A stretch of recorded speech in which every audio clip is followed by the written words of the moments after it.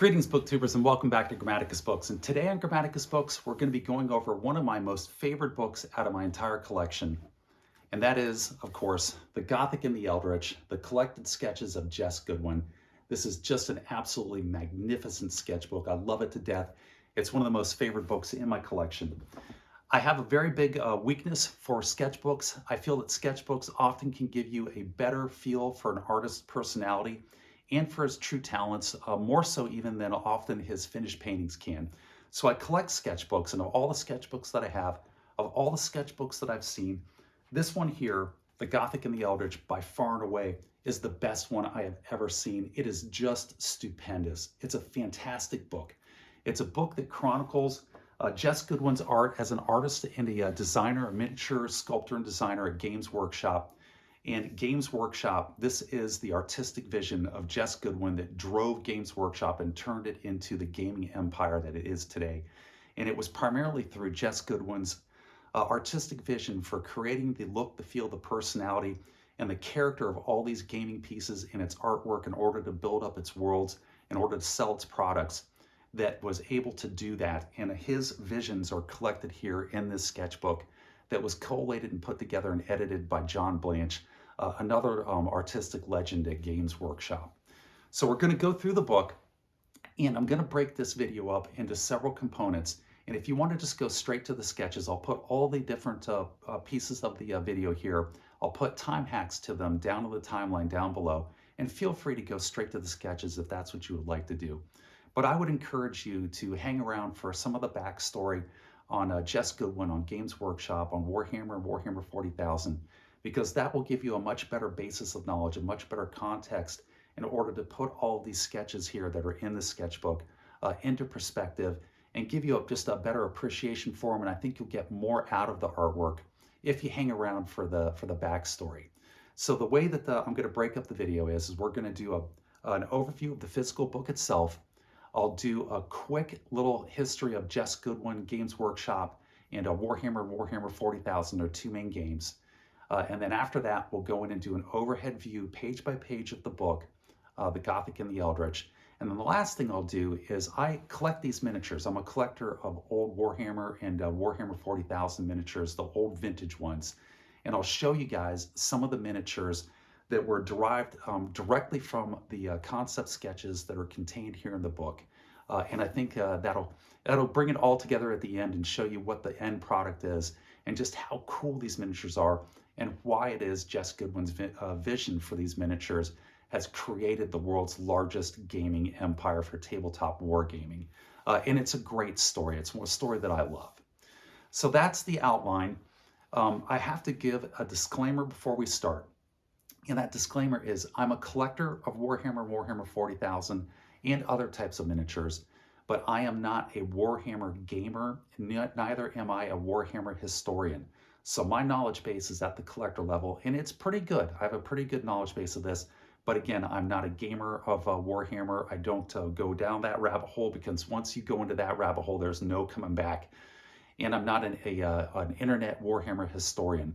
So if there are people out here watching this video who have bits of knowledge beyond what I talk about here in the video, please, please, please feel free to put those down in the comments section. I love to pick up extra little bits of lore.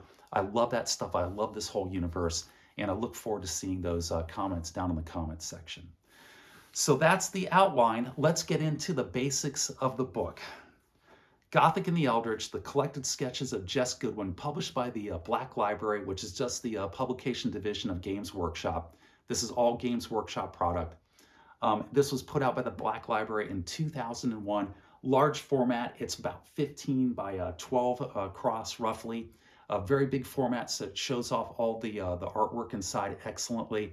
And it is just a collection of artwork that was done by Jes Goodwin for magazines and for rule books in order to promote Warhammer.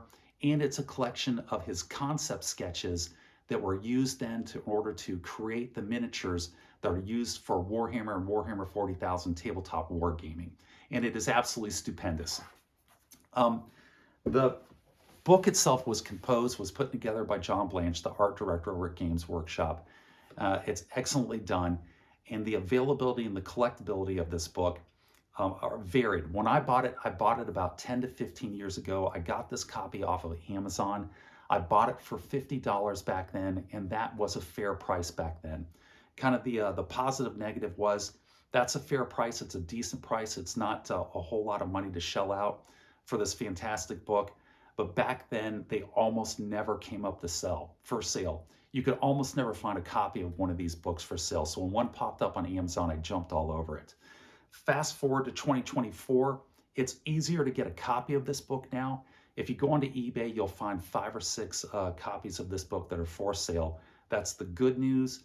The bad news is that the price, the collectability on this has gone up quite a bit. In order to even get into the market, you're looking at about $150 even to break in, to start to look at getting at a copy of this book at this time. So that's the bad news. But that's kind of the overview of it. It's put out by the Black Library, which again is just the publishing arm of Games Workshop that also puts out all their novels with their mountain of lore that goes behind their game, such as Legion, which is a book about the Horus Heresy here by Dan Abnett. That's also put out by the Black Library. And it was put out in 2001 of Jes Goodwin's sketches in his work. So that's an overview of the book. Now let's do a basic backstory on Jes Goodwin, Games Workshop, and their 2 biggest games, Warhammer and Warhammer 40,000. So Jes Goodwin, he went to Nottingham Art College along with John Blanche, although they weren't there at the same time. And his affiliation with Games Workshop starts all the way back in the early 1980s. And he was working basically as a contract artist, and then he was brought on full-time to Games Workshop in order to drive their Warhammer and their Warhammer 40,000 artistic divisions in promoting their game. And he was so successful at it that he became the artist that wound up defining the look of Warhammer, which then became the biggest tabletop wargaming game in wargaming history and in the world, and it still is today. It's dominated the industry for nearly 50 years, for almost half a century. Just fantastic stuff, and it's due in large part to the vision and the artistic talent of Jes Goodwin. So what is Games Workshop? Games Workshop was established by Steve Jackson and a couple other partners of his in 1975 in London. And in 1975, when it started out, it was just a regular board gaming company. They did more traditional board gaming type of things. But in 1979, they create a subdivision of Games Workshop called Citadel. And Citadel was designed in order to import Dungeons & Dragons from the United States and start marketing Dungeons & Dragons to the United Kingdom. And one of the other things that Citadel does starting in 1979 is they start manufacturing their own miniatures for playing Dungeons & Dragons. And it is wildly successful. They're making a lot of money off of making these Citadel miniatures, and they gather a stable of sculptors who can sculpt these miniatures that are just fantastic. They're on a level that really hasn't been seen before with the old style wargaming miniatures. It's sort of a revolution in the quality of them and the personality. But they're making money, and Steve Jackson wants to make more money because who doesn't? It's the capitalist way. And they're trying to figure out how they can create and sell more miniatures. Because in order to play Dungeons & Dragons, all you need is a handful of miniatures for your characters, a handful of miniatures to represent the monsters that you fight. And with a dozen or less miniatures, you can play Dungeons & Dragons. You don't need to buy any more. So they want to come up with a concept and an idea in order to market and sell and get people to buy not just a handful of miniatures, but dozens and dozens to hundreds of miniatures. And the idea that they hit on in 1983 is to create their own tabletop wargaming game, and they call it Warhammer. And then they create, using their Citadel Miniatures division in Games Workshop, the miniature creation, the miniature factory in order to make their own miniatures for their own game that they've created. And this is the first time this has been done, and it's a stroke of genius. So they market their game with their industry that they already have set up through Citadel, and then they market the miniatures. And this is all done through Warhammer and Games Workshop starting in 1983, and it is wildly successful. Now, when you're thinking of Warhammer, explain tabletop wargaming to you, think of like basically a ping pong sized table, or maybe a little less, with various pieces of model terrain on it. And then you have all these miniatures, each miniature representing a single individual, and you have armies of these miniatures. And for Warhammer, what it essentially is they took Dungeons and Dragons, they took Tolkien's Lord of the Rings, and they just turned Lord of the Rings into a war game. So you have the armies of man that are known as the Bretonnians. Think King Arthur's knights meets the men of Gondor. And then you have armies of elves, and then you have armies of dwarves, and you have armies of orcs, and they create all the miniature designs for these and then sell them. And you have to buy them, of course. And if you're having armies of them, you're buying dozens and dozens of these miniatures. And then there's the forces of chaos, which are just men who have been corrupted by the lords of chaos, think Cthulhu, and now have gone over and are totally evil. And this is another fantastic success. It takes off and takes on a life of its own, and it starts dominating the industry with Warhammer. So Steve Jackson sits back and he goes, okay, this has been a success. What can we do in order to further build upon this success? And he hits on his next level of genius, his next genius level idea. And that is, he comes up with the idea, or I should say Games Workshop working together does, of Warhammer 40,000. So what Warhammer 40,000 does is it takes the game of Warhammer, it throws it 40,000 years into the future, makes it a sci-fi war game, and then they just create all new armies for a sci-fi version of Warhammer. So the Bretonnians, the Empire of Man, become the Space Marines. Think Robert A. Heinlein's Starship Troopers. And one thing here, Games Workshop never saw an intellectual property that they weren't shy about co-opting and taking the ideas and putting it straight into their product. But to give them credit, they would take those initial core ideas, such as Starship Troopers, and then they would just expand on it enough in order to make it their own. So they make the Space Marines, which are the biggest, most popular figures in Warhammer 40,000, which are individual chapters of these Space Marines and these power armor, and each chapter of the Space Marines has a slightly different look and feel and character to it. So you can buy all these and build all these different Space Marine armies. There's not just one. Again, genius. They throw the orcs into space, so you have space orcs, which is genius, and they're wonderful and fantastic to look at. It's a great concept. And they take the elves and they put the elves into space. They make space elves, but they're not called elves anymore. They're called Eldar, and they're known as the Eldar. And then you also have the forces of chaos. You have the fallen Space Marines, Milton's Paradise Lost with Lucifer coming down and taking his angels, his fallen angels with them. And those become the Chaos Marines, who are under the control of the Chaos Lords. And they're fantastic and wonderful to look at. And there's a bunch of them here in this sketchbook. And then you also have the Necrons, which is, think the Terminator movies with James Cameron, but making a whole world and a race of these Terminator robots bent on destroying all life.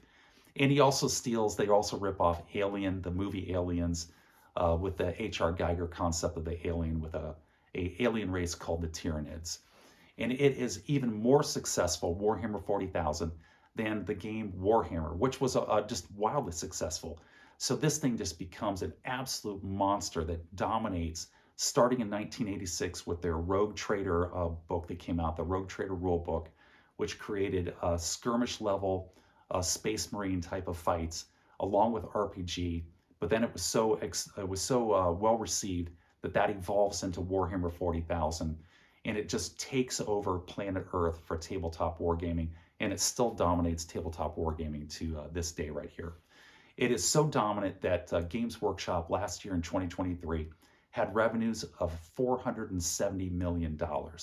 And not only does it dominate the wargaming industry, it is poised to take over Hollywood as well, because the actor Henry Cavill of Superman and Mission Impossible fame, he is also a huge Warhammer 40,000 fan. He collects and paints armies and armies, and he does wargaming with it. He's a well-known, huge fan of Warhammer 40,000, and he and Games Workshop have now entered into a partnership in order to create live-action Warhammer 40,000 movies. And if they bring it out, their timing is perfect, because Star Wars and Star Trek haven't put out anything interesting in over a decade.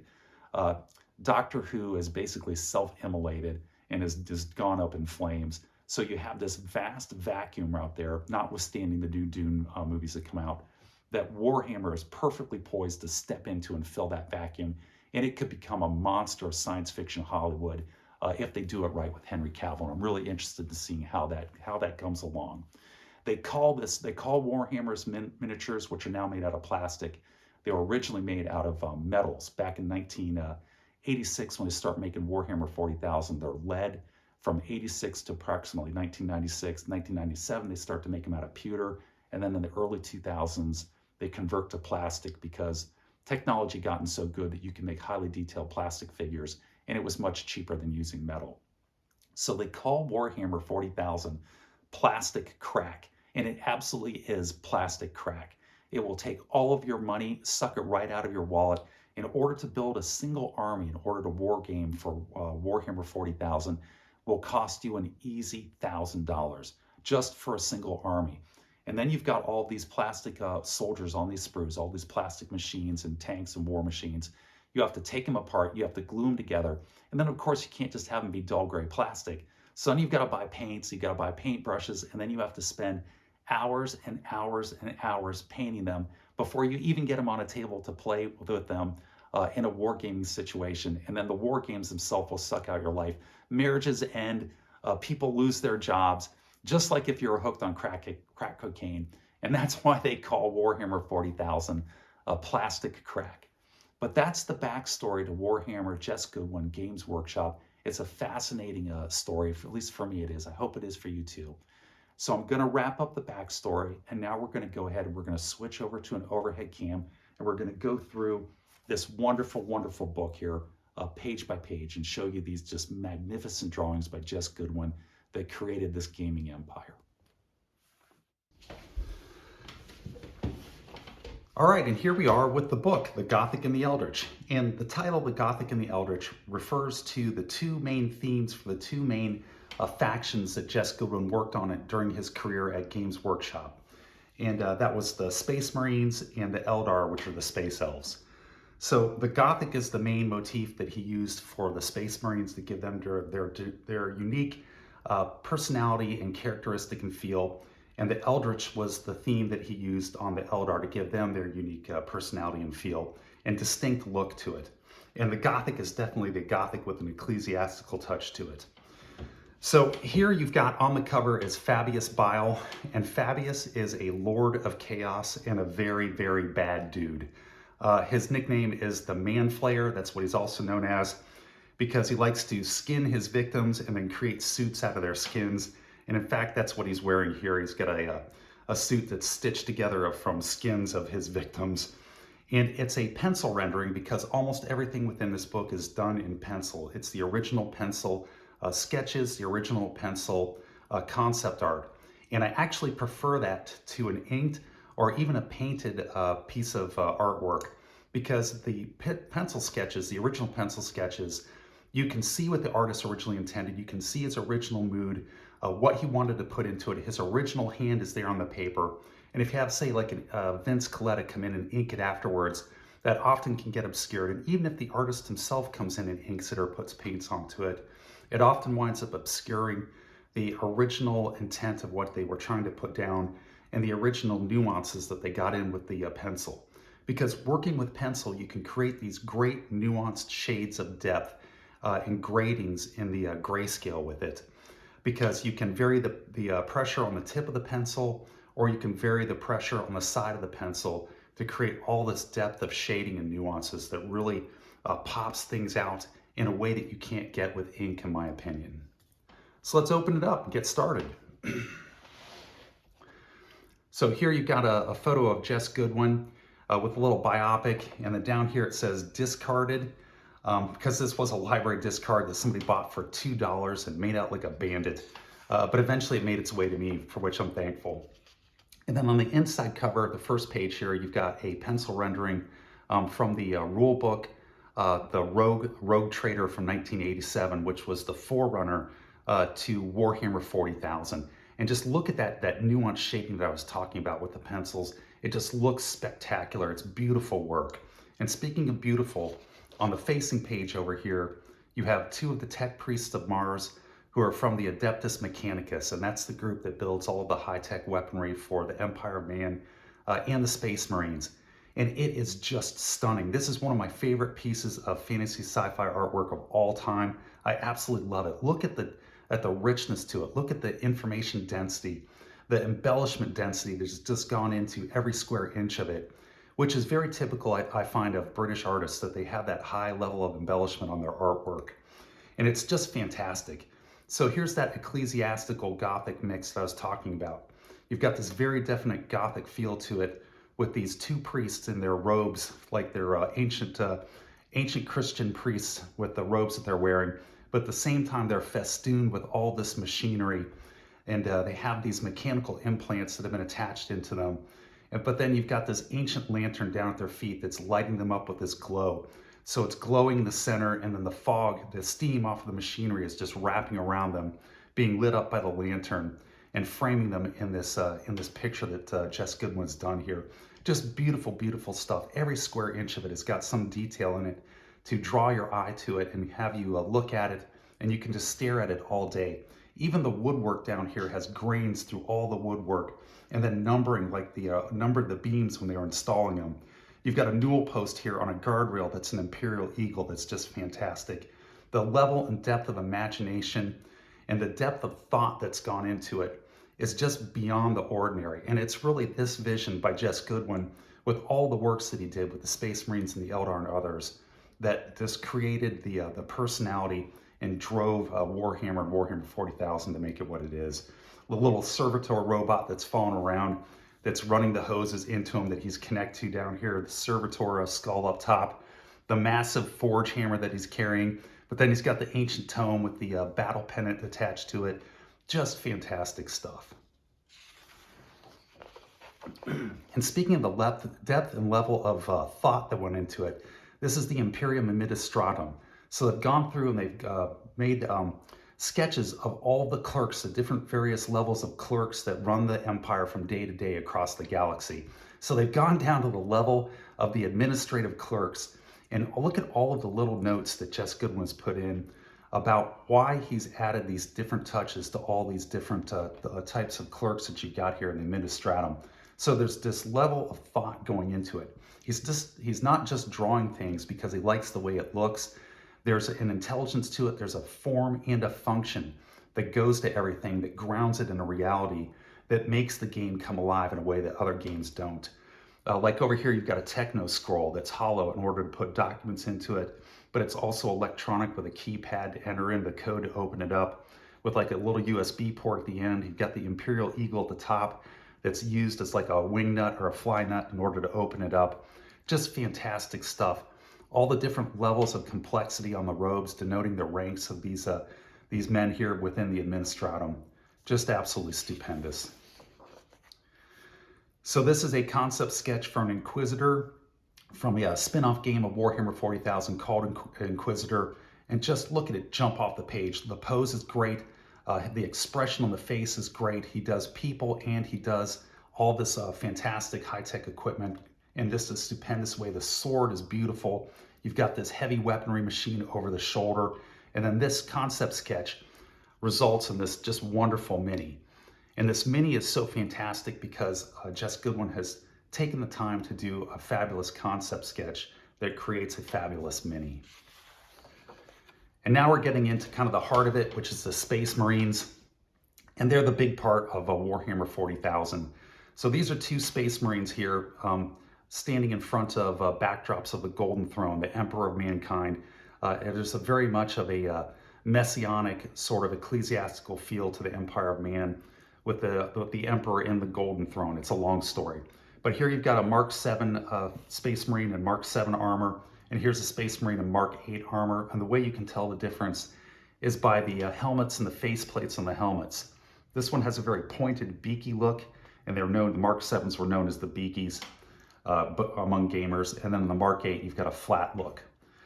So these are the Space Marines. Again, think Starship Troopers on steroids. And the very common trait of it, a very common look to them, is these giant shoulder pauldron armors that they have. And then these shoulder pauldrons are used in order to put their space chapter insignia, because they all come from different space chapters. So this one over here with the wings with the blood drop means that he's a blood angel. And then you've got the iconic bolter that he's carrying here, the standard weapon of the Space Marine.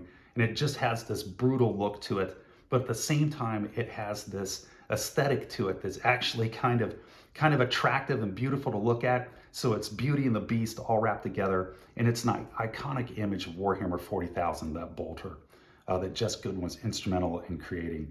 And then you've got a Mark 7 miniature Space Marine here that's created off of these concept sketches. And these are concept sketches over here for the worlds from which the Space Marines recruit from the various barbarians and warrior tribes. And then you've got the miniatures down here. And then here's a Tech Marine. This would be a Space Marine who's like an auxiliary unit in order to service their technical equipment. And then you've got some Tech Marine miniatures down here that look just wonderful. Another Space Marine here, Space Marine in a classic Space Marine pose. You would see a lot of the miniatures, the wargaming miniatures in this pose here. And again, with that iconic bolter. And then in the background, you've got a Space Marine with a heavy weapon.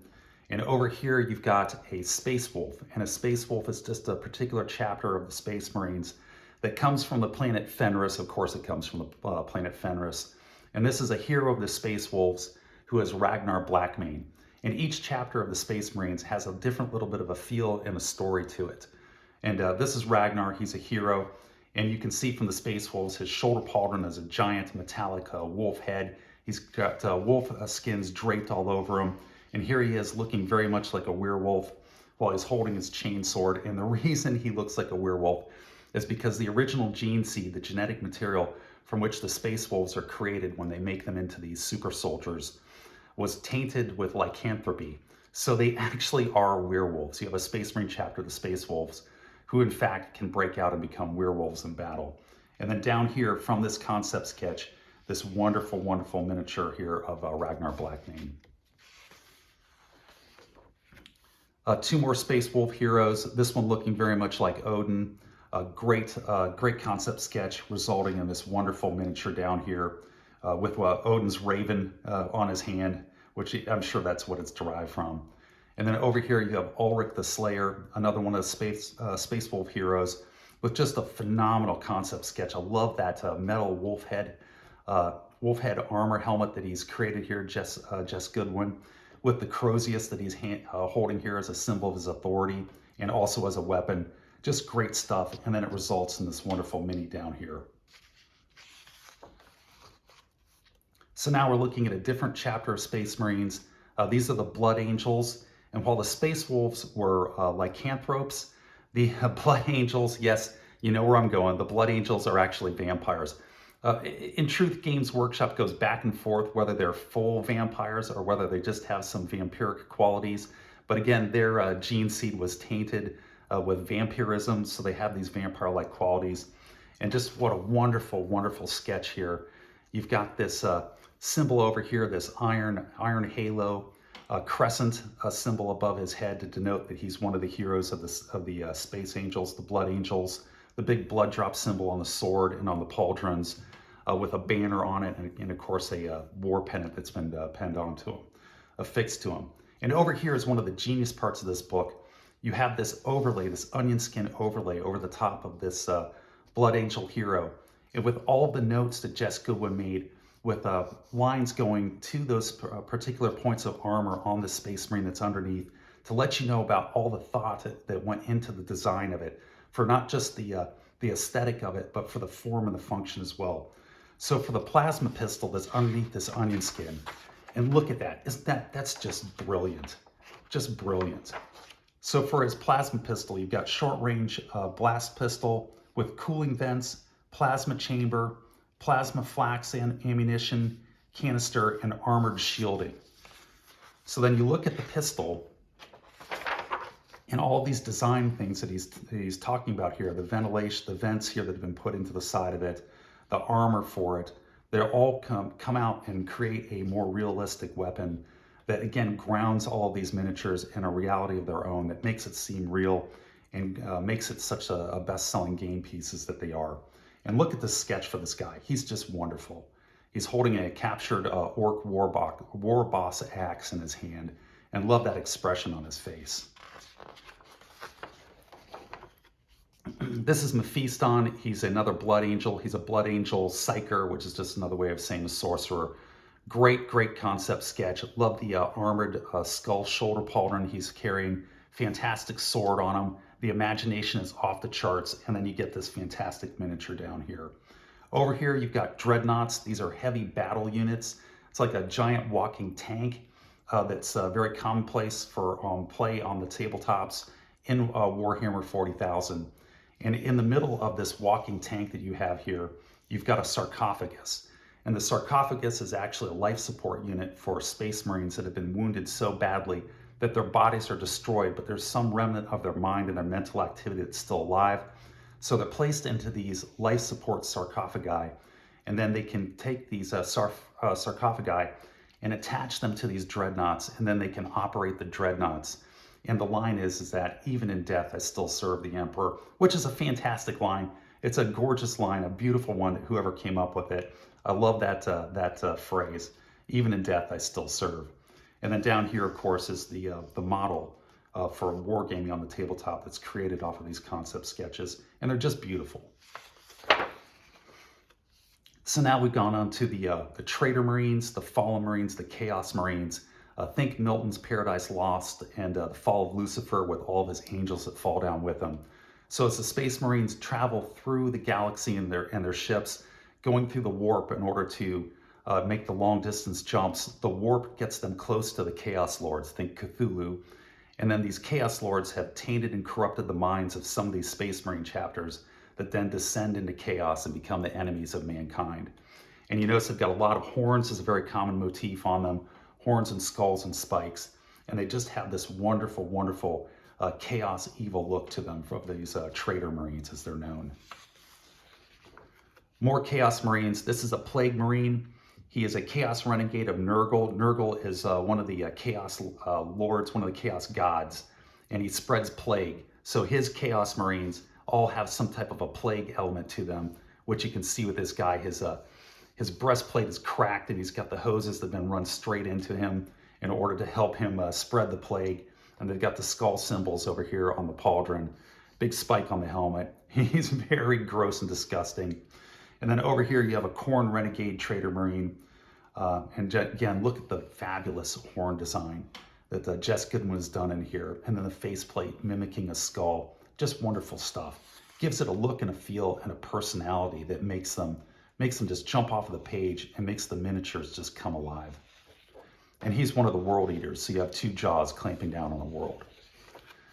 More Chaos Marines. This is a Sorcerer Marine from the Chaos Renegades of Tzeentch, also known as the Thousand Sons. And they have a definite pharaonic look to them. You've got these, I can't call them horns, but you've got this ornament coming up off of the helmet here that has a very pharaonic look to it. And the helmet itself looks very pharaonic as well, very Egyptian. And just has, the whole thing has this big Egyptian look to it that's just wonderful. Again, gives it its own unique, distinct personality.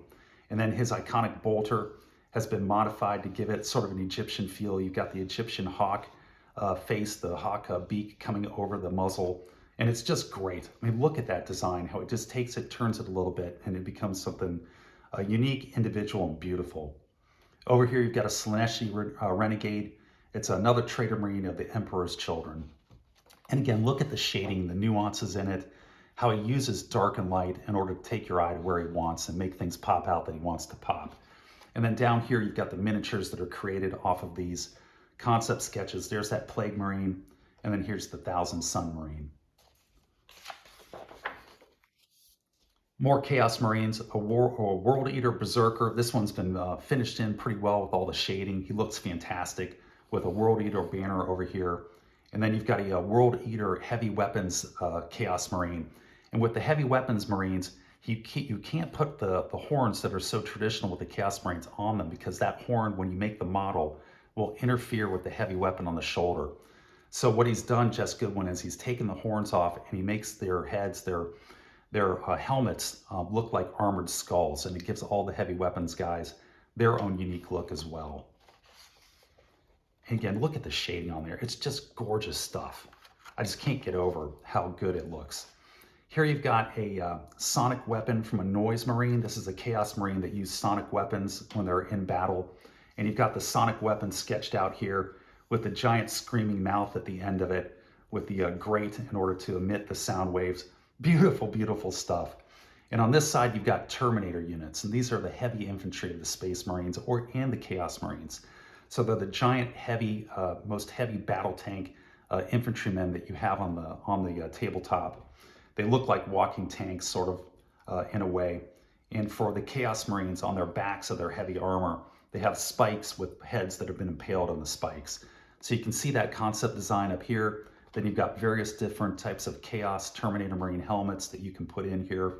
And you can swap out whatever helmet you like on your model in order to create sort of unique looks to your models. And now we're into some of the Chaos Lords themselves. This is Karn the Betrayer, one of the Chaos Lords. And here's his model down here. And then here you have Abaddon the Despoiler, War Master of Chaos, with his fantastic miniature down here. These miniatures are highly collectible. To even think about getting one of these original miniatures now, you're looking at a minimum of $50 just to be able to get into that market, probably a lot more. They're very rare, they're very collectible, and you can look at it and you know why. They just are stunning. And look at that concept sketch, just absolutely wonderful. And then here you have Ahriman, Arch Sorcerer of Chaos, with his miniature down here. And then we have the gentleman from the cover, Fabius Bile, the Man Flayer, with a onion skin layover with all the notes that have gone into all the thoughts on the items that are on the Man Flayer here, with his gas containers on his Mazar Needler style Chaos Marine, sort of a chemical injector. So on the inside here, you've got this big chemical injector that he carries around with him with this huge 1,000-gauge needle. How would you like to get stuck with that needle? With his skull staff, and then he's got all this assisting dissecting arms that he uses to flay people that are coming off of his back. And then you can see all those arms and his giant syringer weapon down here on his miniature. Now we've gone back. This is Warhammer 40,000. So these are still Chaos Warriors, but this is Lord of the Rings tech level, the original Warhammer. So we're not in space yet. We're 40,000 years back in time, but these are the Chaos Warriors for Warhammer with some of those figures. And I really love this Chaos Priest down here. Here you've got him crouching in the concept sketch, and that results in this great miniature down here. And then this is a Chaos Demon. It's a Greater Demon of Khorne. And in Warhammer, both in Warhammer and Warhammer 40,000, the Chaos Lords and the demons themselves will occasionally come down, and you can play them as characters on the tabletop, and they work just like warriors do, with special abilities, of course, in the game. What a great looking demon that is. And this is a group of Skavens, giant rats, that were primarily for Warhammer. And now we're into the Elves. This is the Eldritch. We're getting into the Eldritch part. We just sort of finished up with the Gothic, and now we're into the Eldritch. These are elves, battle elves from Warhammer, the original Lord of the Rings. And I actually have the miniature that this concept sketch created. Down here, we've got a couple of those miniatures. And Jes Goodwin with his elves went for sort of a mix of the medieval and sort of an oriental flair to it. And you can really see that oriental flair over here with this concept sketch on this high elf mage. He looks just wonderful. Look at that knife he's got on it. A lot of crescent moon designs with the elves, and just this beautiful quiver that he has designed here, and these wonderful shields that he's come up with for his elves. It's just fantastic stuff. And look again at the level of embellishment and detail that goes into it that is beyond the ordinary, that just makes it stand out like other artists just aren't able to accomplish. And then here you have some high elf cavalry. And again, look at the beautiful shield here and this gorgeous shield that he's put on this cavalryman here of the elves. We've got this finished sketch over here of what this high elf lord looks like. That's just wonderful. And then over here, you can really see that oriental samurai look on this cavalry elf horse archer. And here's another quiver. That's the attention to detail, the variation and the depth of embellishment on just something like a quiver is just astounding. Big on crests and helmets. The Eldar have very ornate helmets. So now we're in Warhammer 40,000. So we've taken those elves from Warhammer, Lord of the Rings, thrown them 40,000 years into the future, and now they're the Eldar.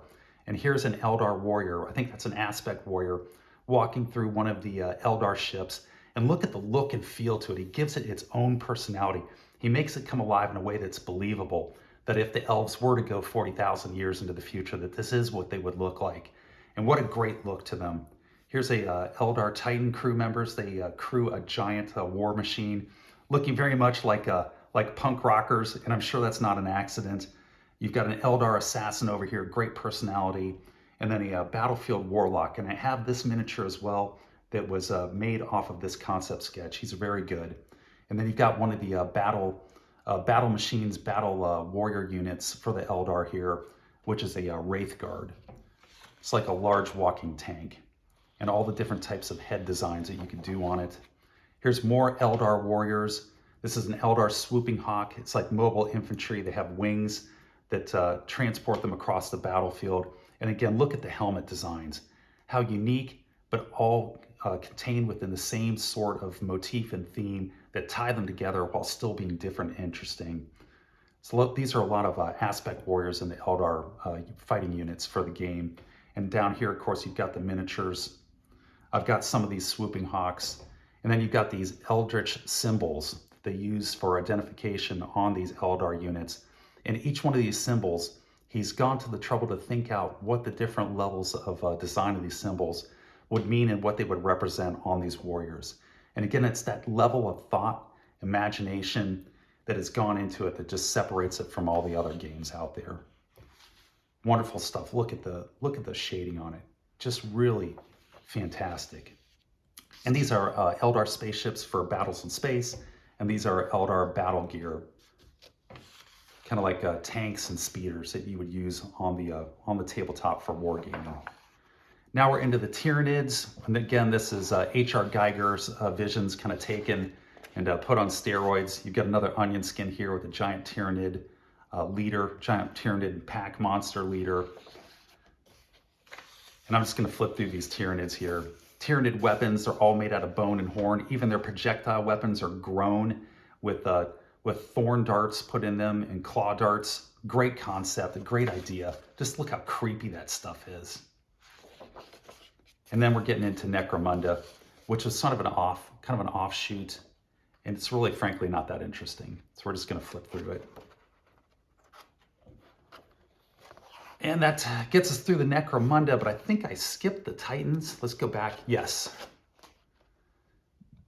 We must do the Titans. So here are Titans. These are giant battlefield units. They're the largest battle mechanisms built by the tech priests of Mars that can actually go onto the battlefield. They make models of these. They're huge. They stand about 1 to 2 feet tall. Over here, you've got a Titan crew, and I just love this Titan crew to death. Look at the imagination. Look at the intelligence that's gone into the design of them, the uniqueness of it, the rightness of it. It just looks like what you would expect a Titan crew be to man this massive battle unit here on a battlefield. Just spectacular stuff. I can't express how much I love the imagination, shading, and the artistic skill that Jes Goodwin brings to this. And then here you have some battle banners for these Titans. And down here you've got a tech priest, of the Adeptus Mechanicus down by the foot of this Titan to give you a sense of scale. And this is the scale that it would be on an actual gaming tabletop for Warhammer 40,000. And if you get one of these larger Titans, and if you were to have it built and then professionally painted, in order to buy something like that, you are talking an easy $1,000. And again, that's why they call this plastic crack. It will absolutely suck away your life and all your money, end your marriage, get you fired from your job. And here's some more Titan designs. And here are the actual Titan models that would wind up on the battlefield down on the bottom. That Titan design right there, that's pretty cool. I like that one down here on the bottom for Reaver 2. And then we're into the Necrons, which again is like Terminator 2000. Land Raider, this is a tank that the Space Marines Imperial Guard use. Here's the concept sketch, and then here's the Land Raider tank model itself. Very influenced very heavily by World War I British tanks. You can see that influence on it. You get that really brutal look to the model down here. And then you have the Imperial Guard. So the Space Marines are only 1,000 Space Marines in each Space Marine chapter, and there are a limited number of Space Marine chapters. So the vast bulk of the fighting done by the Imperium of Man is done by the Imperial Guard, regular humans, millions and millions and millions of them. And these are concept sketches for Imperial Guardsmen from different planets, how Imperial Guards coming from different planets would have different looks and why they would have those different looks. And what a wonderful sketch over here for an Imperial Guardsman. Just great stuff. Great stuff. And then here you've got some Imperial Assassins. And then you have the Adeptus Mechanicus, which is the female version of the Space Marine chapter. These are known as the Sisters of Battle or the Battle Sisters. Think Space Marines, but they're female.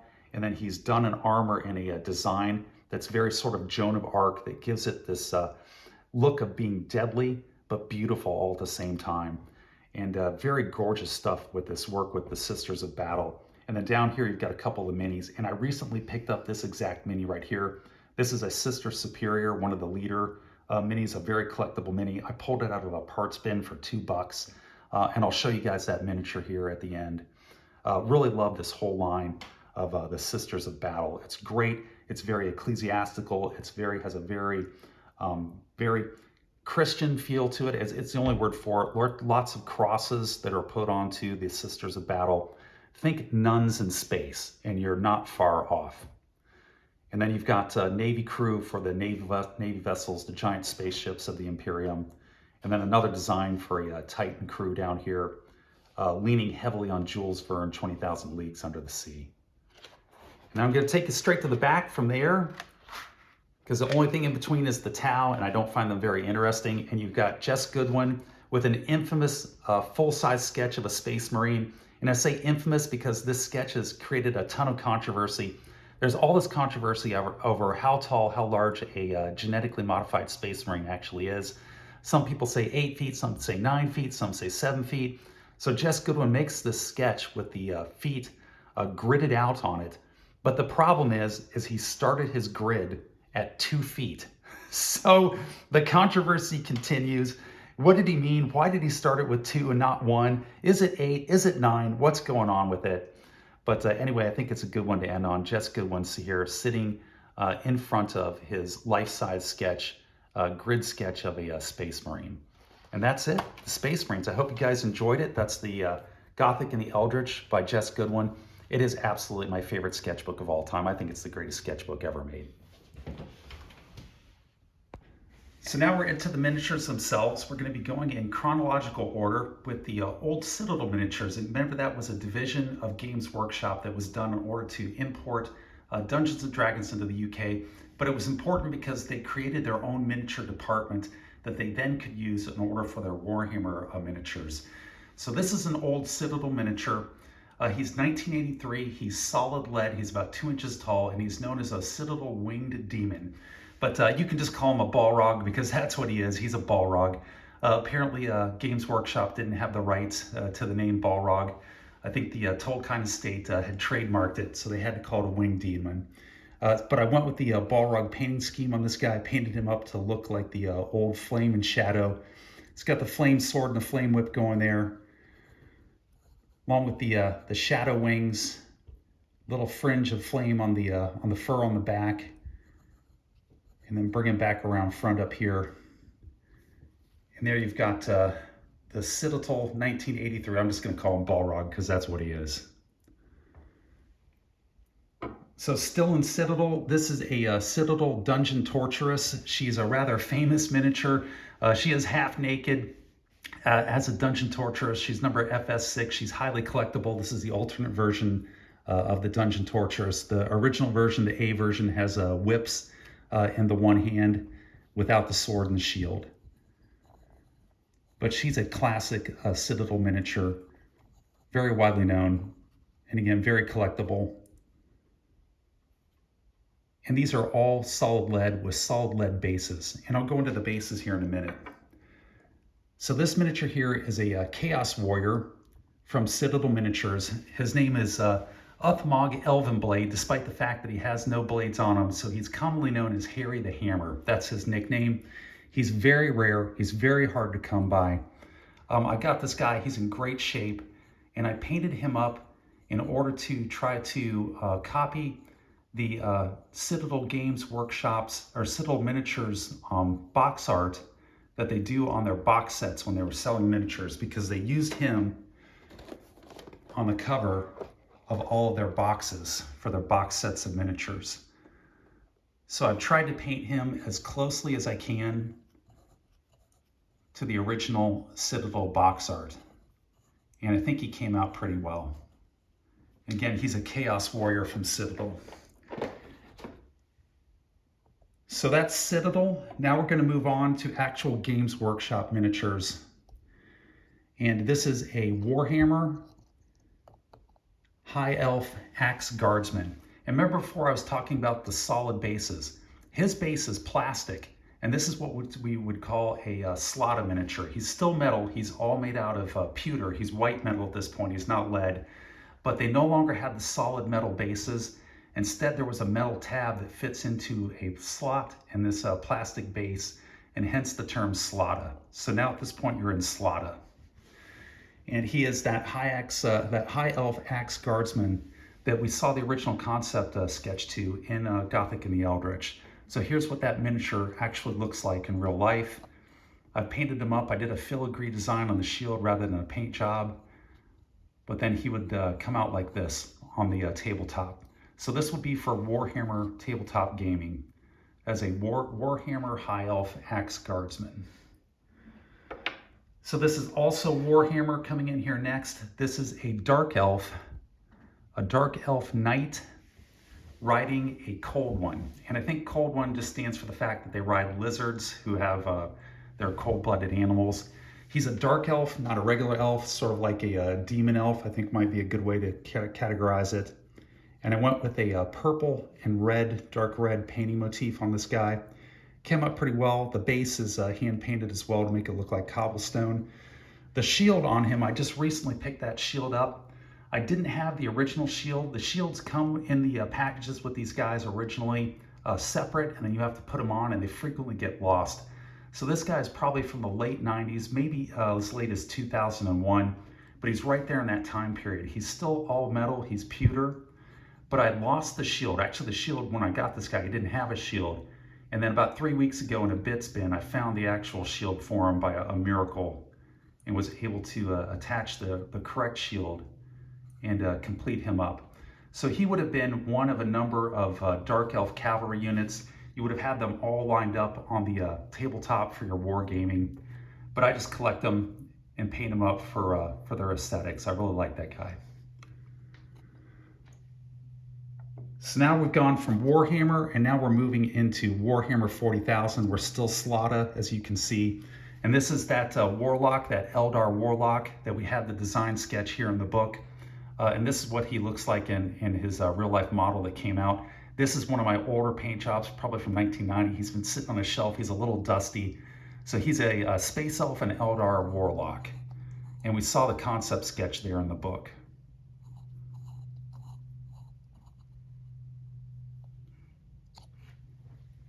Here's another 40,000, Warhammer 40,000 Eldar. That's the Swooping Hawk, and we saw the concept sketch for him as well in the book. Again, this will be a fairly old paint job of mine, and he's been sitting on a shelf. He's a little dusty. I tried to dust him off as best I could, but he's still got quite a bit of dust on him. Eldar Swooping Hawk, really beautiful, beautiful model. And the reason it's such a beautiful model is because Jes Goodwin put so much time and effort into the concept sketches, and he probably it was the person who sculpted this model as well. So now let's move into the Empire of Man. We've got the Battle Sisters. This is a Sister Superior, a leader unit for the Sisters of Battle, the Adeptus Sororitas.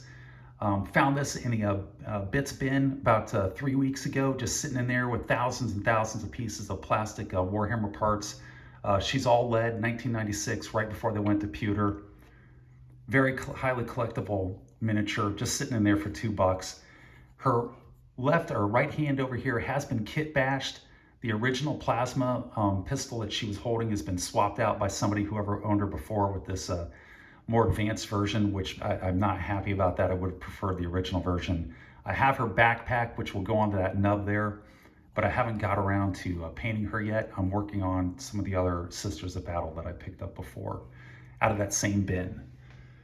And speaking of which, here's one of those Sisters of Battle out of that same bin that I got, the Sister Superior. This is a regular Sister of Battle here out of the Adeptus Mechanicus, but I finished painting her up. I still have to base her. When I finish all the ones that I've got, I'll base them all together. She's done in the traditional paint scheme, the traditional colors that you see on typically with Warhammer 40,000 when they're depicting the Sisters of Battle. There's that backpack. I've got a bunch of those backpacks that I dug out of that bin. The backpacks themselves, 4 or 5 of the original metal backpacks are going to cost you about $25. And he was selling them at the game store where I went in there for 25 cents. And there you've got a Sister of Battle, like a regular fighting unit that would show up on the tabletop. She came out pretty well. And then we're going to end on a Space Marine, because you got to end it on a Space Marine. This is a Space Marine Terminator Captain. You're talking Warhammer 40,000. You got to end on a Space Marine, and you should end on a Terminator Captain. He's got his crescent symbol here above him, his half iron halo, and he is a Terminator Captain that I've painted up just whatever I wanted. I also painted up the base on it. It's a custom base, and he came out very nice. I'm pretty happy with him. And again, this is what all these figures are going to look like, and why they're going to have such an appeal on the tabletop. If you can imagine an entire tabletop filled with these figures, along with their battle gear and their tanks and their other type of battle tech, and it really just can suck you in and not let you go, just like the plastic crack that it's called. But there, we're going to end on that Terminator Captain. I hope you guys have enjoyed this.